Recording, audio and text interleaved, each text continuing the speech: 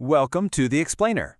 Today, we're taking what might look like a dry piece of engineering legislation, the ISO 14119 standard, and bringing it completely to life. Look, we all know the basic concept of machine guarding, right?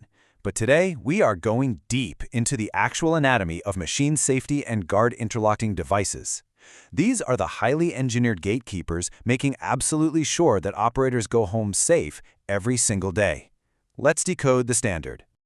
Here's our roadmap for this explainer. We're covering the basics of machine interlocking, the 4 device types, guard locking principles, and finally, design and installation rules. Let's jump right in. Kicking things off with Section 1, the basics of machine interlocking. So, to mitigate the inherent dangers of spinning blades, crushing presses, and high-voltage robotics, an interlocking device acts as the machine's ultimate frontline defense. The formal definition says it's a mechanical, electrical, or other type of device that prevents the operation of a hazardous machine function under specified conditions. But what does that mean in plain English? Well, it basically means it generates a mandatory stop command the exact moment a safety guard is no longer fully closed. Opening the guard absolutely stops the machine, period. It's that absolutely vital link between the physical safety barrier and the machine's brain. Moving right along to Section 2, the 4 device types. Okay, to make sense of the overwhelming array of hardware out there on the factory floor, ISO 14119 uses this genuinely brilliant matrix. It breaks things down on 2 axes. On one side, we have the actuation principle, meaning does it need physical, mechanical contact, or is it non-contact? On the other side, we've got the actuator type. Is it uncoded, like a generic cam that anything could trigger, or is it coded, meaning it needs a highly specific unique key or signal? This creates 4 distinct types, cleverly named Type 1 through 4. Let's actually look at how these operate in the real world. Take a look at this Type 1 device. Notice the simple, uncoded rotary cam here. As the guard door shuts, that cam physically pushes against the roller mechanism, pressing down on a plunger to verify the door is closed. It relies completely on mechanical force and physical contact.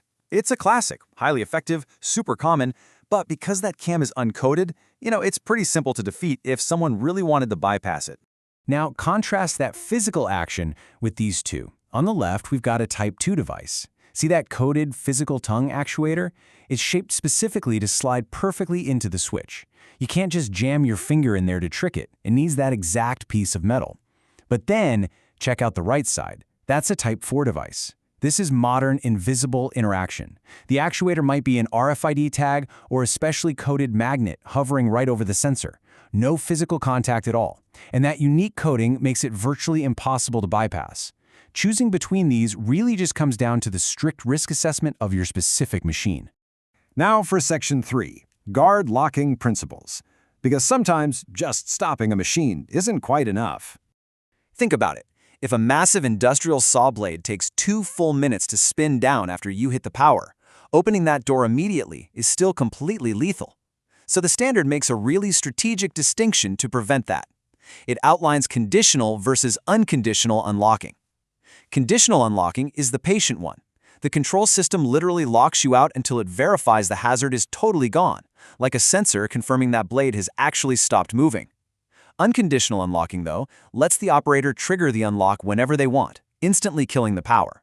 But, and this is the clever part, the physical mechanism guarantees that the time it takes to actually get the door open is inherently longer than the time it takes the machine to stop. Either way, you are never reaching that hazard while it's active. So how do we physically achieve this? Well, the standard illustrates mechanisms like this spring-applied lock. See that heavy spring on the left? It's constantly pushing that locking pin into the right-hand block, keeping the guard securely fastened. And this is a brilliant piece of safety design because it naturally defaults to a safe, engaged state.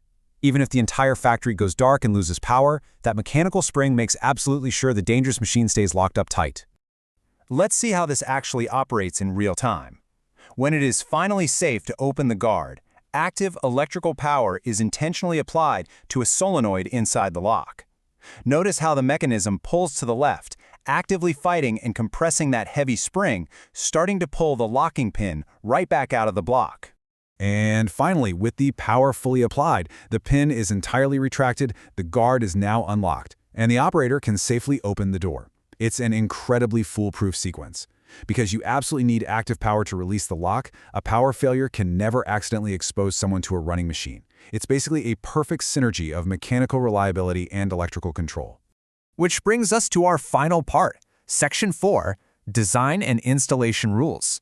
Or, as I like to call it, trying to outsmart human nature.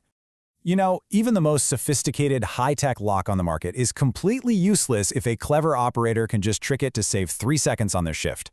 That's why ISO 14119 mandates strict, uncompromising rules to battle what it formally calls reasonably foreseeable defeat. And these aren't suggestions, guys. They are hard requirements. Devices have to be fixed with fasteners that actually require a tool to remove. No simple thumb screws allowed. Self-loosening from machine vibration has to be completely engineered out, and you can never, ever use these delicate switches as a heavy mechanical doorstop. The whole installation just has to anticipate that humans will try to bypass safety systems with spare keys or tape and logically prevent it from happening. And what about the internal failure of the switch itself? Well, the standard insists on something called direct mechanical action. This means if a single device is issuing a stop command, the contacts inside that switch must be physically, literally forced open by the rigid movement of the guard itself. You can't just rely on a tiny internal spring to break the circuit because, well, springs snap. Actually, with direct mechanical action, opening the door inevitably forces the safety circuit open. It is mechanical certainty over probability. As we wrap up this explainer, I want to leave you with a vital challenge to take back to your own manufacturing floor. Next time you walk past an industrial machine, look beyond just the switch on the door. Ask yourself, are those safety systems genuinely secure against everyday human circumvention? Are they actually designed to fail safely? ISO 14119 isn't just about stopping machines, you know. It's about anticipating human nature and mechanical reality to guarantee that everyone goes home safe. Thanks for joining me on this deep dive.